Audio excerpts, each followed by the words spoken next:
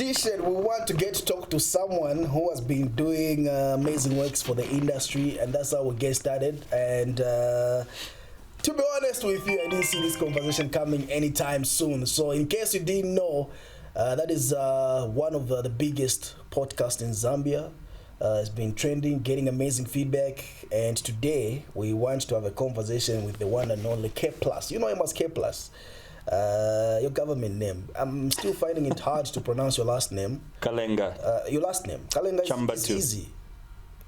Is it Mushalile? Musha? Chambatu. Okay. Kalenga Chambatu. Who's Mushalile now? I'm looking at something that I'm looking right now. Nah, oh yeah, no, Chambatu, yeah. Yes. Yeah. Yeah, but I was looking at something that I was looking at right now. Which one is this one? From the intro. Just read the first sentence. Oh, no. What were you trying to say there? This is me quoting Gesh Groove. Oh, okay. Yeah, I get it. I think that's why I even tagged him in this post. So what's the next word? How do you pronounce it? Munshalile. What does it mean? So Gesh had he had a close friend. I think it was a close friend or somebody he used to listen to on radio or something. I'm not really sure. And that person was Kalenga Munshalile. Okay. So that then became my nickname at Flavor FM when I used to work there.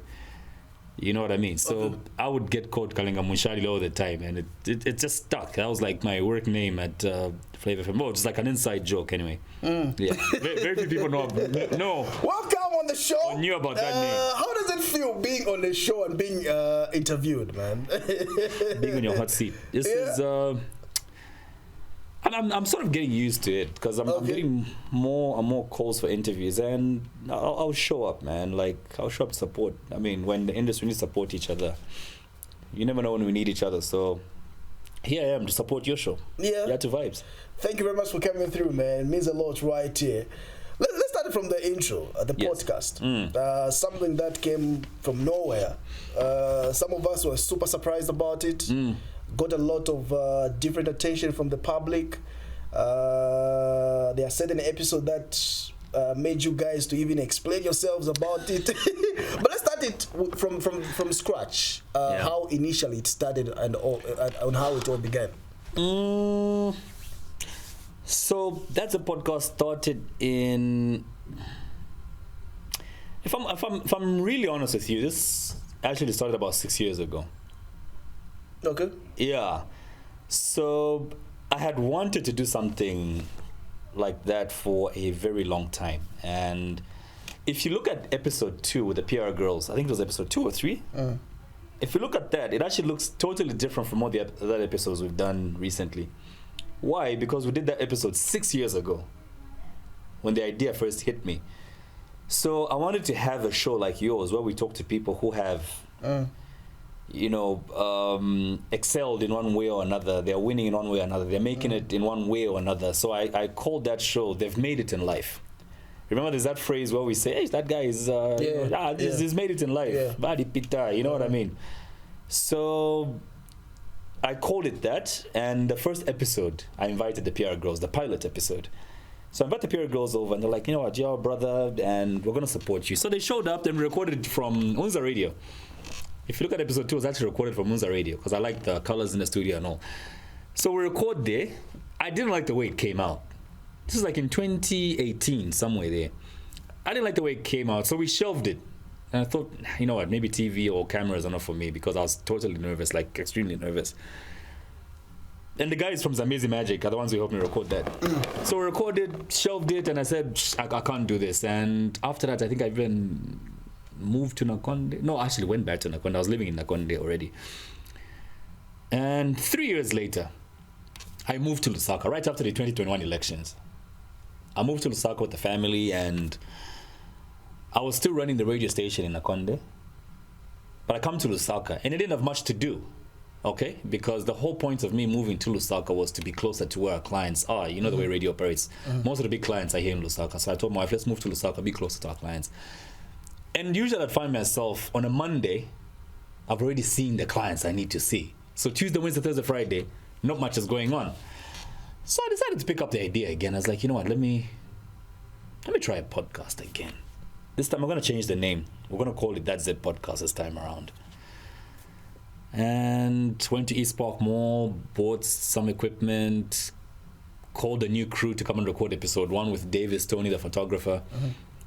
We recorded episode 2 with TiVo and TK Romicide. And on October 27th, my birthday, we put out episode 1, 2021. The following week, November 6th, put out another episode. And the response started building up. First episode, we had like 1,000 views. That was very exciting for me because we didn't expect people to watch this show.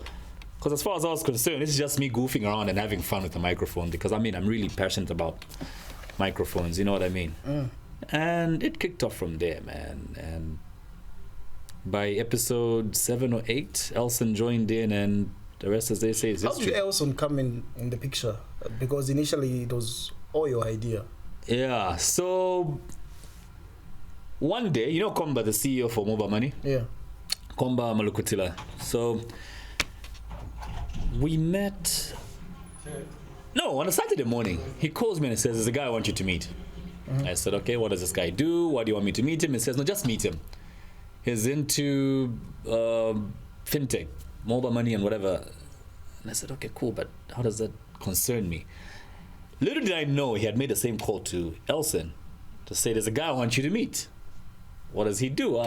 "He's into radio and whatever, blah, blah, blah." So later that morning on a Saturday, we met at East Park Mall. Yeah? We meet at East Park Mall. And we sat down, chatted for like an hour. We still couldn't figure out why Komba wanted us to link up. You know what I mean? So you guys were never friends? No. Initially you were never friends? You didn't even know him? No. We met early 2022. Yeah. I think I had done like 6 or 7 episodes of That Zip podcast, which is like 2 months. Yeah, I think January of 2022 is when we sat down at East Park Mall, tried to figure out why Komba wanted us to meet. And after talking for like an hour, I kept talking about what I do, radio, media, whatever, blah, blah, blah. He kept talking about what he does, mobile money and whatever. And after an hour, like, anyway, nice meeting you. I'm sure we'll meet one day in this life or in this world. And we split. And a week later, Elson calls me back and he says, "I think I know why Komba wanted us to meet. I just stumbled upon your podcast on the socials and I'm into podcasting as well. Like, I've never done one before, but I'm passionate about this." And I said, let's do it. Let's see how it works. I like how you speak. You're fluent and everything. And for me, that's already a plus. So let's see if we can make this work. And the following day he showed up. We recorded an episode. He didn't talk much. He was a bit camera shy in the first episode he did. And I didn't think much about it, but I thought, you know what, let's give it another episode. And the following episode was the one with Iris. And that one trended because of him and people feeling he attacked her a little too much. I don't know if you watched that episode. Yeah, I did. Yeah. So I think just based off that, not that I like that he attacked her or anything. And besides, it wasn't really an attack. It was a very confrontational kind of episode. She was trying to evade certain questions and he kept hammering on the same questions that she was trying to avoid. When a day before we had a conversation about the questions we were going to ask her, and she said she was comfortable with, you know what I mean? But then when the episode starts, she doesn't want to answer the same questions that she said she was comfortable with. So before you have a conversation with a guest, you have to have like a private type of arrangement where you guys have to discuss what you're going to be talking about? Not necessarily. There are just some guests who feel their brands are quite sensitive. So you have to tell them, give them ideas, and this is what we're going to tackle in this conversation. Well, there's guests like, I can remember from the top of my head, people like Iris, I think Mizukanji did that as well. They want questions in advance. I want to know what you're going to ask me. Send me 10 questions. And for Iris, we did the same. Do you find it offensive sometimes where guests want to know what they're going to be asked sometimes? Don't you feel it's going to be an obvious type of thing where they know saying it's scripted? I'll fill you in. And we all know saying a podcast, somehow, somewhere, it should not be scripted. I'll fill you in on this secret right now. When guests do that, they ask for questions in advance, we send them fake questions. And we're going to start with those questions just to get them comfortable. Like, okay, yeah, I'm armed for these questions, I'm ready. And they'll come on the set feeling they know what they're going to be asked. So we'll send you maybe 5 questions. Just say, look, these are the 5 questions we're going to ask you. And they're going to be sub-questions after this, depending on how you answer these questions. So they come on the set and we divert. Have you ever been in a situation where you find yourself saying, maybe after the conversation, someone says, don't upload this episode? I'm not comfortable with the conversation. Yeah, I mean, just recently, last week, T-Boy. We recorded a whole 2-hour episode, and after we're done editing, I think he calls 2 days later and he says, I spoke too much about the American army and the Zambian army. Can you edit that? Can you edit this? Can you edit that? We said, dude, this is a podcast, bro. We asked you before the episode started what you're comfortable with and what you're not comfortable with, and you said we could ask you anything. And now you want us to start cutting things out? We just cancelled the whole episode entirely. Yeah. It was... Because, I mean, if you're coming to a podcast, you need to know where you're going to, man. Like, we're going to ask anything. Because at the end of the day, you're there because you want your fans to know a different side of you. There's questions that you can't ask on TV, but on the podcast, we've got that license to ask certain questions. So if you're going to come on a podcast and then ask for it to be edited, we might as well just cancel the whole episode. You were mentioning about the license. So for you to have a podcast like your podcast, you're supposed to have a license. No. Okay. Which license? I want to be clear about it. Oh, no. I just meant like the permission. Okay. When I say we've got the license to do that, like the authority, the power to ask questions that we feel will bring out a different side of you. Like if we bring Pressure T to the podcast, there's things you haven't spoken to your fans about on TV because you can't talk about that on TV. They're deemed a little too sensitive for a TV audience. But when you come to a podcast, we're going to dig deep into your life. You know what I mean? Let's try to maybe talk about what a podcast is about. Maybe the people need to understand. Yes. From your own explanation, what does it, like, how do you describe a podcast? If we're going to get technical, a podcast is basically any content that's recorded and organized into episodes, right? For people to consume later. So we organize it in episodes for people to consume. It's a recorded broadcast. You know what I mean? Originally for iPods, because the guy who coined the phrase podcast was actually from the BBC, and he would record episodes of his documentary, put them for people to listen on Apple Podcasts. So he called it, it was just on iTunes then. Then he started calling it podcast, and the name sort of caught on because people listen to his broadcast using iPods. You know what I mean? Yeah. But I think over the years, podcasts have essentially gotten to mean open spaces where we can have open conversations, raw, unfiltered conversations, because there's nobody regulating you. I don't need a radio or TV license to have a podcast. So it's open and unfiltered conversation, because IBA is not going to come to tell me what I can or cannot do. You know what I mean? If my guest feels like cursing, they're free to do that. It's a free platform, but IBA is going to attack you if I curse on Prime TV right now. You know what I mean? They'll threaten your license, or Joy FM's license. You know what I mean? So podcasts, I think, are just spaces for open, honest, raw conversations, and I think the world is enjoying that. For the Z podcast, what is the synopsis? For that Z podcast, it's talks with trendsetters, the movers, the shakers. Yeah, I think that's the synopsis of that Z podcast. Raw, open conversations with movers, shakers, the trendsetters, pretty much. And not just... I know the name is a little restrictive, making it sound like it's just for Zambian people, but I mean, you've seen Nigerian people coming on the podcast, South Africans as well. So we now want to say it's a Zambian podcast that's for the African community. Yeah. The other thing I also want to get to find out is, have you ever found yourself in trouble after having a conversation with a certain person? There's so many interviews from your podcast has been trending, and we've seen so many people complaining on social media saying some things that you guys talk about. Since you have explained, now I understand what basically your podcast is about. But I still want to find out, how do you handle a situation where maybe you're interviewing someone, they have a conversation, because I believe interviews should be, you interview this person, you need to do a follow-up conversation. Maybe they were talking about maybe a certain person. Do you sometimes do follow-up conversation where this person was talking about this person, then maybe this person wants to come and clarify where they feel like needs to be clarified?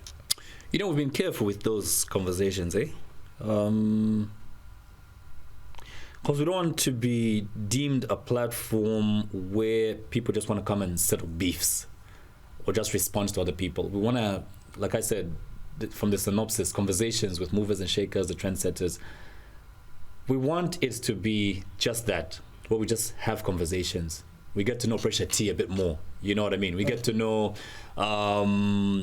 which guest, Mutali Mwanza a bit more. We get to know this person a bit more. It's not, we don't make it a platform where people come to settle beefs or settle rumors or just things like that. You know what I mean?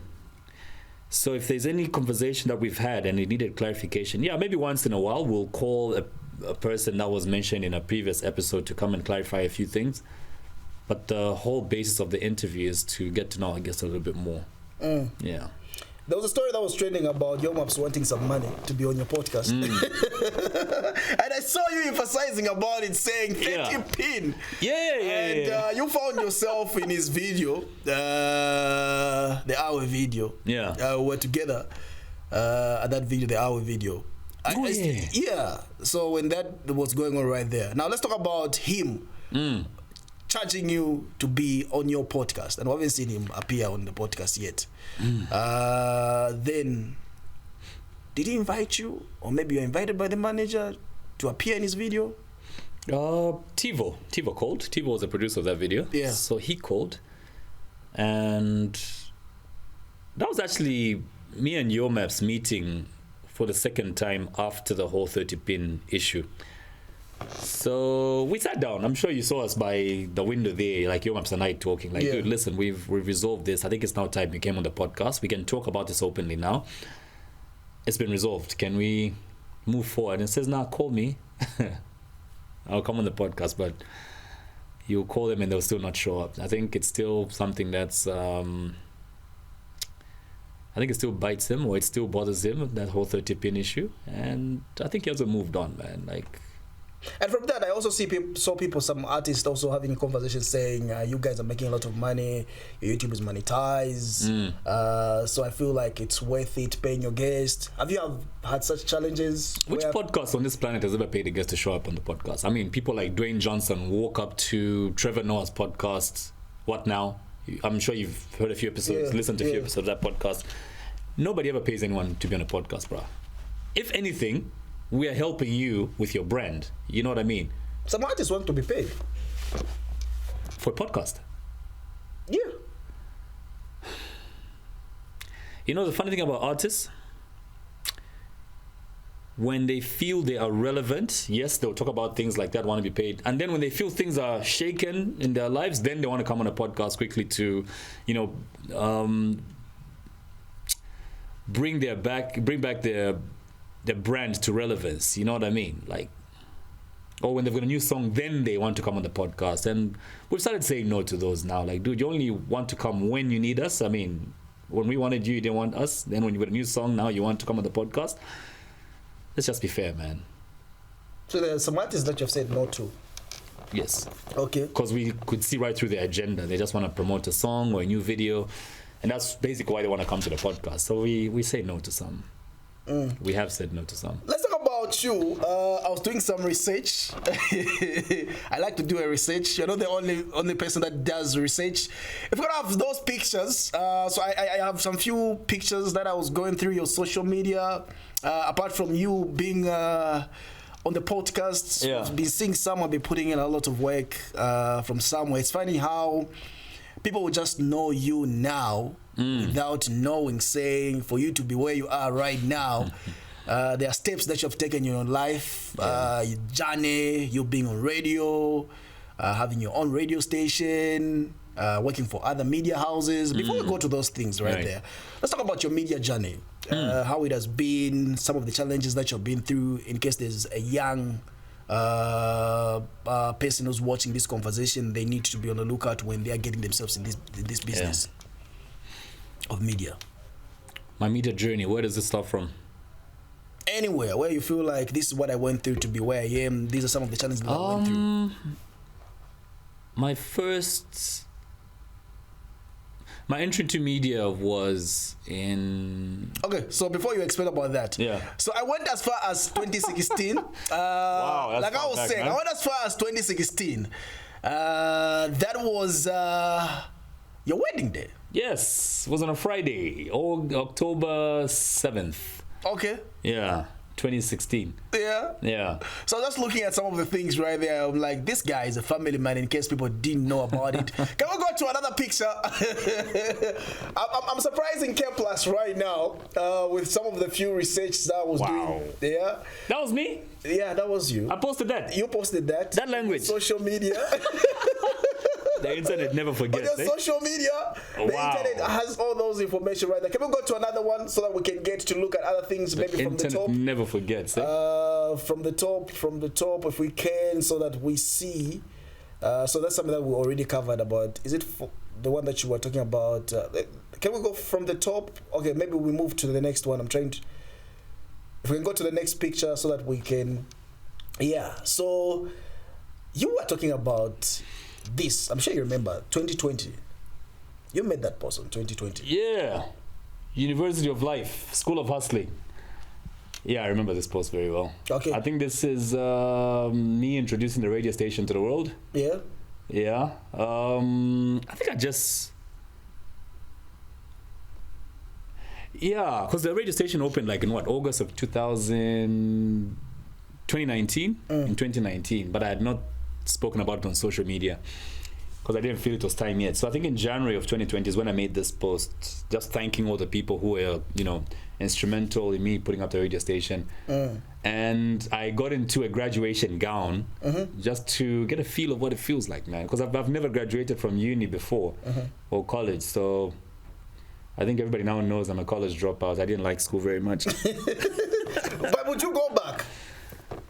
To do short courses, yeah, maybe like a short course in entrepreneurship, I would, yeah. Okay. Yeah. I'll tell you the real reason why I dropped out. I think I started reading too early in my life. And I'd read books of people like Richard Branson. That's like my hero, bro. And who else did I read? People like Leslie Brown. I read books by Zig Ziglar. And a lot of these guys were college dropouts. And they were successful in life. And after reading these books, I wanted to go to school to learn how to get rich. You know what I mean? And then I got to uni. Okay, I was doing a CBU Bachelor of Business Administration degree course, right? So I get there first year and there's no course teaching me how to make money. You know what I mean? Not that I was a dull student or anything. It's just I dropped out because I thought they were preparing me for entrepreneurship. And for me, I feel I was built to be a boss. And every course I was doing, this business management, which I felt was really preparing me to be an employee. These business mathematics, which I wasn't a big fan of. So all these courses, after looked at them from a panoramic view, very helpful in business, yes, but I think my mindset then as a young guy, I wanted courses that would teach me how to make money on the streets or in an office, as a boss, you know what I mean? And I felt like I wasn't getting that, so I went back to the streets to hustle to make money. Yeah. And well, here I am today. So it doesn't mean an easy journey. I wouldn't advise anybody to do it. Yeah. To drop out of college or university, I wouldn't advise anybody to do that. The journey is hard. I think finish school. If I had that information, maybe I would be somewhere else today, but not that I regret where I am. I'm in a very happy place, bro. I won't lie to you. I'm in a very, very happy place. I feel I'm successful. Yeah. And you declared something that was in 2020. Yeah. 2022. 2022, right? Yeah. Yeah. We're in 2024. Yeah. Has it happened yet? This year I become a millionaire. I've declared it. Yeah, that was 2022. Has it happened yet? Fam, where are you getting these things from, bro? Let's talk about this. We're talking about. Let's talk about it. 2022. 2022. And I was reading the comments again from that post. People were wishing you. They were happy about it because we say words of power. Words of power. Has that come to be true? I don't have $1 million in my account right now. Yeah. But I think asset-wise. Yeah. Yeah. I mean, I've got a few businesses running. So, and you see, when I make this declaration, it's at a point where I'm at a very low point. This is January 1st, 2022. I'm at a very low point in my life, and I'm feeling. Even though I'm here, I'm still going to make it. And I still stand by these words,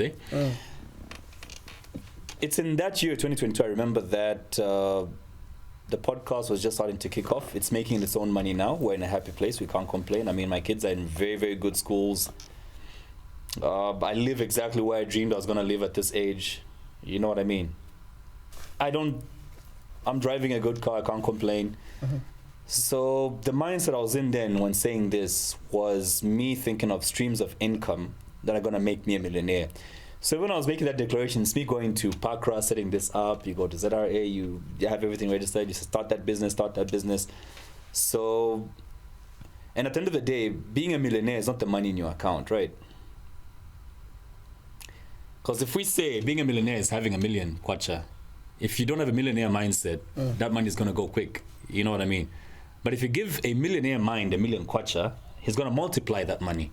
And that's the mindset I was writing that in. The mindset of a millionaire is what I was getting into on 1st January 2022. And from that point forward, I think I've done quite well for myself. I can't complain. Yeah. There are people that, before that, can we go back to the other picture? That one.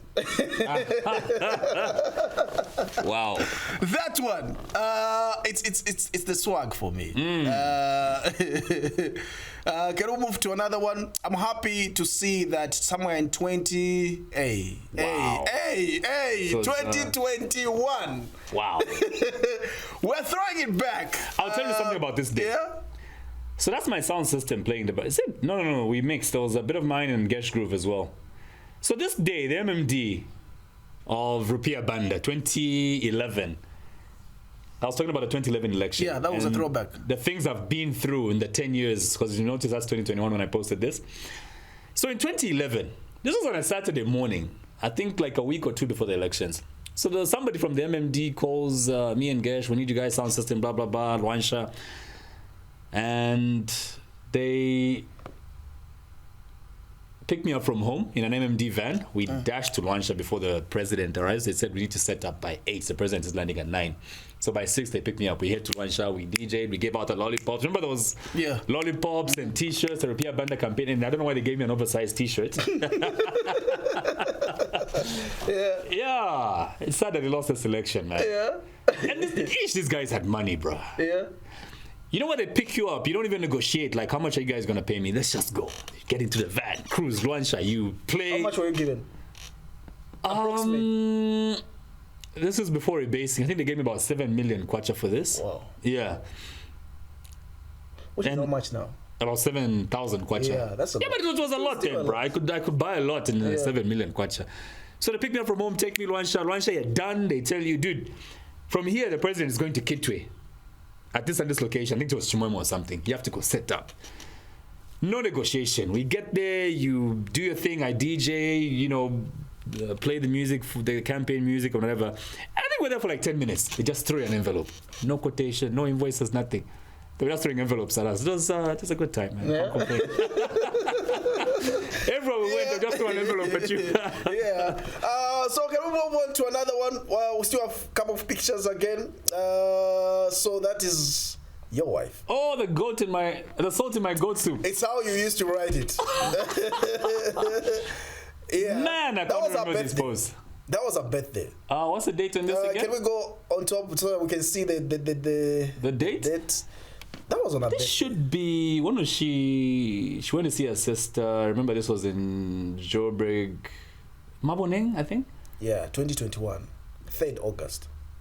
Yeah, 3rd August 2020. Yeah, her birthday is 3rd August. If you forget, did you just forget about her birthday? No. I'm trying to remember where she was on this date. I think I had just moved them to Lusaka because I wasn't feeling very secure in Nakonde. And a few of the friends I had in the PF government told me it was safe to leave. It was safer for me to move my family out of Nakonde because there were too many threats from the PF government. I'm sure Prime TV had issues as well. I remember that very well. So we had a few threats from the PF. I've spoken about this on the podcast. They sent someone from State House to come and threaten me in Nakonde. And what really pissed me off, sorry for using that language, what really angered me is them threatening my children and talking about if you do not change your ways, we're going to make sure your wife and your children suffer. What ways were you doing? just allowing the UPND to have radio programs on our radio station, that was that angered the former government so much. You know what I mean? So they sent someone from State House to come and threaten me. So a few days after that, we moved to Lusaka, and I went back a week later to go and vote. And I think I made a post about that. I don't know if you have that one. Yeah. I posted about how I drove 1,000 kilometers just to go put one ballot paper in a box and drove back to Lusaka. I drove from Lusaka to Nakonde just to vote and come back.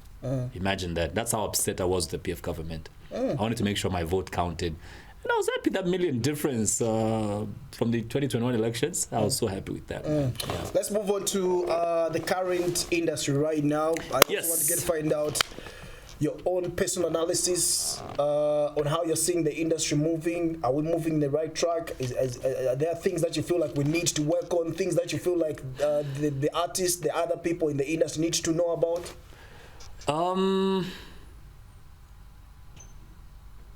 I feel, are we talking about the industry as a whole or just the music part of it? We're talking about it as a whole. As a whole. Yeah. I think there's a lot of working in silos. We're seeing every other person in the industry as competition when we should actually have more collaborations than competition.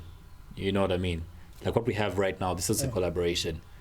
I'm going to bring your show to the Z Podcast fans. You're going to bring the Z Podcast fans to your show just with this episode. You know what I mean? Because you're going to post about it. I'm going to post about it. That's collaboration. Right. And I've noticed that's how Nigerians work. There's a lot of collaborative efforts in the Nigerian industry to the point where, if you look back at the year 2011, 2012, Afrobeats wasn't really popping in America. But right now, people like Beyonce want to feature Davido, they want to feature, Wizkid, Burna Boy. People are scrambling for Nigerian artists right now.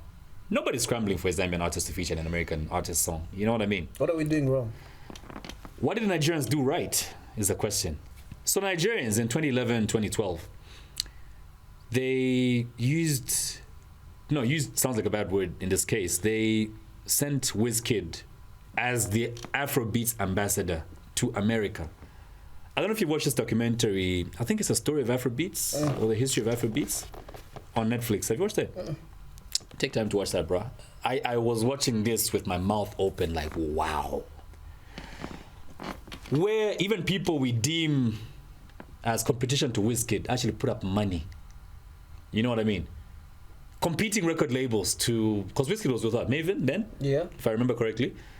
Competing record labels put money together to send this boy to America to be the ambassador for Afrobeats. They bought him a house in America. They bought him a car. He had pocket money all the time to push one agenda. You know what I mean? Can that happen in this country right now where everybody wants to be the star? You know what I mean? I'm not saying it's a bad thing, but if we are to look at it in the sense of how the Nigerians did it, are we able to do it? Are we able to team up as a nation and say, guys, this is going to be the agenda. All of us are putting our might behind your maps to go to even just South Africa. We're going to pay for this and this for your maps. Let's take your maps to America. Are we able to do that as a country? I think we're not very teamwork oriented, if I may. We don't believe too much in collaborations. That's something we need to start seeing more of in this country. The way Nigerians do it. I think that's what I'd love to see more of in this country. Let's talk about the branding aspect of this one is for the artist. Do you feel like we need to do more about it? Yes.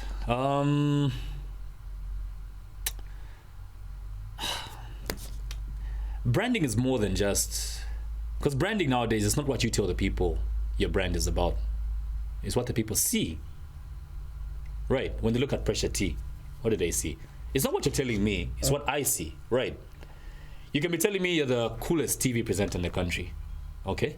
You've branded yourself a certain way. That's how you've branded yourself. But what do I see as a person looking at Pressure T from the outside in? You know what I mean? Branding starts with first, what are we seeing? It's a 360 thing. What are we seeing? What are we hearing from Pressure T? How does Pressure T carry himself? How does Pressure T interact with people in the industry? How does Pressure T interact with his fans? All of these things put together are what make Pressure T the brand that he is today, right? Yeah. Are we doing it correctly? I think a lot of us are still to understand how to use our social media spaces. We see big names that are cursing, insulting fellow industry mates, or insulting fans that attack them a certain way. A fan talks about you in a way that you're not too happy with. You start responding to that with insults.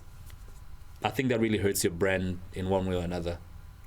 And sometimes I sit in meetings where I'm like, wow, we are really messing things up as a country. I was in Joburg recently. We had a meeting at one of these very, very big multinationals. And we were talking about who they are going to use as influencers this year. And it's amazing the names that came up. You know, you'd expect to mention that name and that name because they've got like 1 million followers, or this name and that name because they're quite famous in the country. And they're going to mention someone with 2,000 followers. You're like, okay, wait, what's going on here? Okay. Yeah, and this is a really big company. I'm sure you know the company I'm talking about. They recently started sponsoring our podcast. Yeah. And they start mentioning a list of names. They're like, okay, I don't even know who that is. But then they start giving the logic as to why they're picking that person. They say this person has branded themselves as this. This person has got a clean image. This person is always dressed right. Their captions are always done right. Their hashtags are always done right. This and this and this and this and this. You're like, wow, we're doing this thing the wrong way. In Zambia, we feel it's all about numbers. If I get to 1 million, then I'll start getting all the business and whatever. Look at Jameson and their brand ambassador right now, Sampa. Sampa Nankamba. Yeah. Sampa's got 3,500 followers on Instagram. Yeah.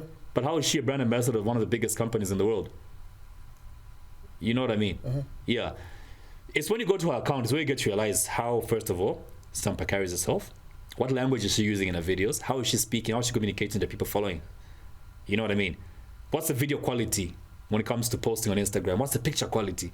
There's all these things, and she's got all the elements right. Everything is just perfect.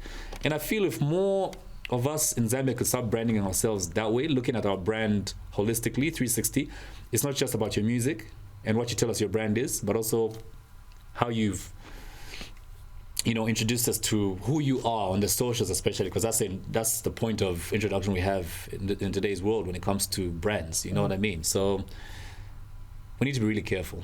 For a long time, Zambia has been struggling finding its identity of the music. Yeah. I also want to get your thoughts regarding that. I've had conversation with quite a number of some international artists. They were asking me a question saying, what is Zambian music? What do you guys, what's like your agenda? What are you trying to achieve? What is Zambia about? We want to know what Zambia is about. Do you sometimes feel like we need to find our identity, or maybe our identity is already there, we just need to work on it somewhere? Unpopular opinion. What is Zambian music? In my opinion, I think what most of us are doing is calling already existing genres Zambian music by virtue of them being done in local languages. I think we got the formula all wrong. I'll use my young brother's song as an example. Mordecai, Fire. Could you call that a Zambian song? I don't think so.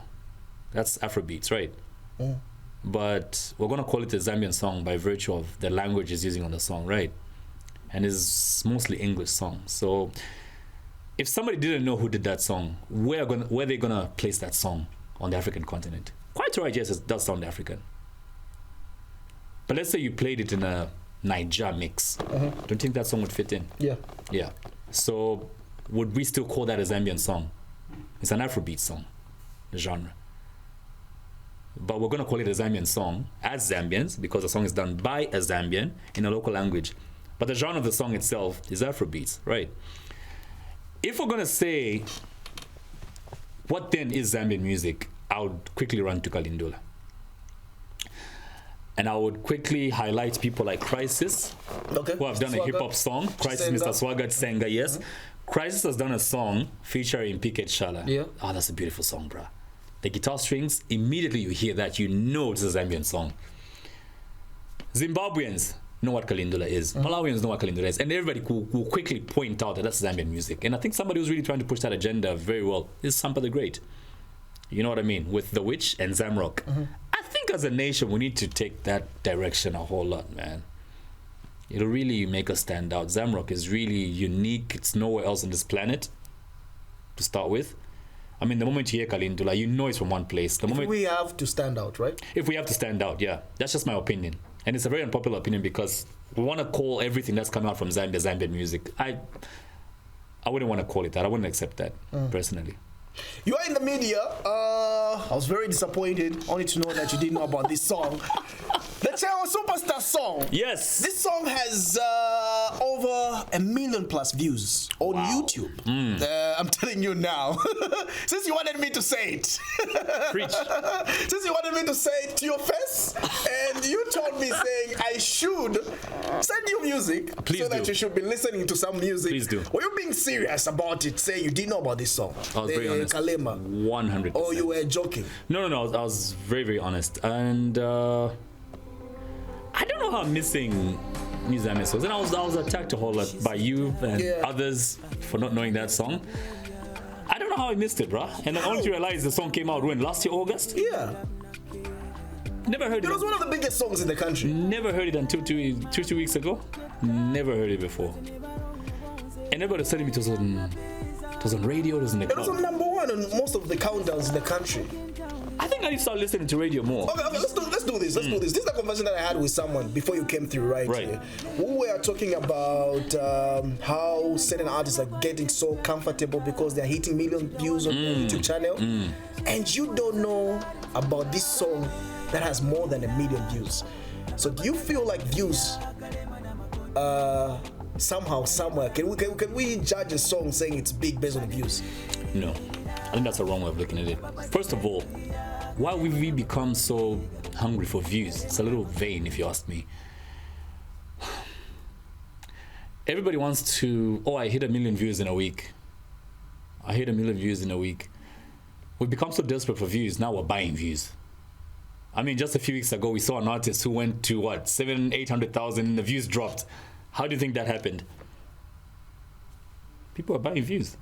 YouTube is not going to drop those views unless they're fake. It's bots liking. So when YouTube does an audit of where these views are coming from, it's going to drop. And let me tell you something about YouTube. How I know, and anybody who knows YouTube will know that these are genuine views. Click on trending on YouTube. If your song has genuinely hit 1 million views in 3 days, click on trending, you're supposed to be there.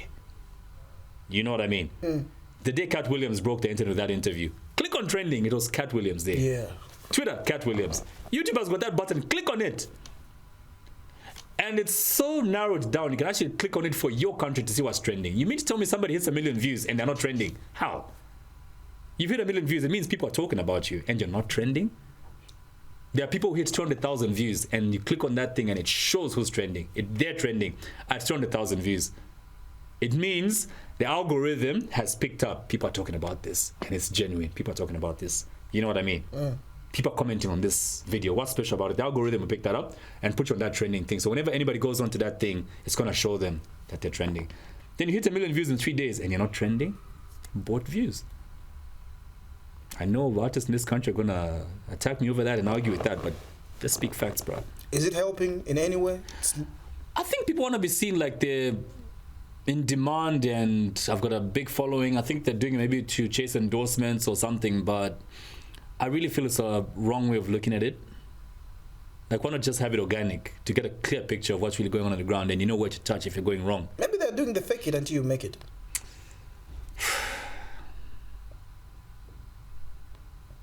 If it works for them, I'm happy for them. If it works for them. But is it helping the industry grow? I'm still on that point, on that conversation. It's not possible for a song to have more than 1 million views on YouTube. Boomplay the song has about 50. I don't know how all these numbers come in.